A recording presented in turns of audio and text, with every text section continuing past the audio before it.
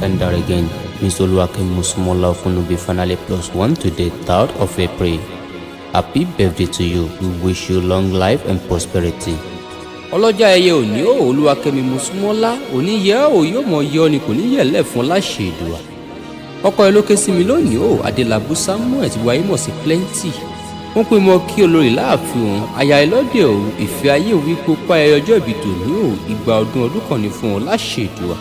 Olúwakẹ́mi Mosúnmọ́lá ò Ìjẹ̀bú gbónílé ò ibẹ̀ ni bàbá tó bí ọlọ́mọ. ẹ̀wẹ̀ sóò ọmọ ọjọ́wọ̀ lókínẹ ọmọ abẹ́rẹ́ wàkọ̀ ó wọnú àkàntán ó ṣinú àkọ́ lójúlójú ọmọ erelú bíyè ẹ̀ǹlẹ́ ọmọ jagun ọmọ moroṣíwọ̀ ẹ̀yin lọmọ onípòkòǹdó ajá ìjàtán ọmọ pẹ̀tù ọmọ ajagbalúra ọmọ àfìdípọ̀tẹ̀ mọ́lẹ̀ ọmọ alágẹmọ 16 ọmọ bí o bá rí kó má rà á bí o bá rí kó sanwó ẹ̀yin lọmọ àtàmátàwìn ọmọ àràmásàn ọmọ bí a bá bú ni lẹ́yìn ọmọ ẹni á sọ fún mi ǹlẹ́ o ọmọ ìkùlé lọ̀tá wà líla ṣe ní gbé oṣù lé ọmọ òkábì dùgbẹ̀dùgbẹ̀ èyí tó bá ṣàánú ẹni àwọ̀sápò ẹni èyí tó bá ṣàánú wa àwọ̀ sínú igbó ọmọ ẹranko burúkú arogun jẹ ẹ̀yin lọmọ ẹkùn ẹrọ mímí ọmọ bá lé ní yín o ẹ̀yin ló ń pè lọmọ bá ń ta ẹ̀wẹ̀ sóò ọmọ olúmẹ̀rí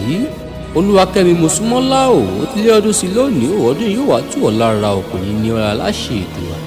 ọdọọdún ní sápẹ́rúwẹ̀ o lọ́dọọdún lèrò wá ń wà lọ́dọọdún làwọn mọ̀ orí òníjẹ ní àwátì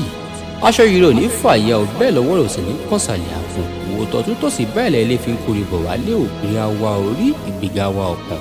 ọ̀nà kì í dín mọ́jọ́ kó má yọ ọ̀nà kì í dín mọ́rùn kó mọ́ là ọ̀nà rẹ̀ ò ní dì ó láṣẹ Èdùà gbọ́ mi àtijọ́ táṣẹ̀dá ti dá mi ọ̀sà ló ti fi yọ̀já ọ̀sà yóò mọ̀ dùn kú ọ̀nà ní bá wọn mọ̀ kóró oṣù ọjọ́ ìbí rẹ lónìí ọ̀pọ̀lọpọ̀ ló ṣe ò nínú ìbàlẹ̀ ọkàn More years, more success, more wealth in sound health.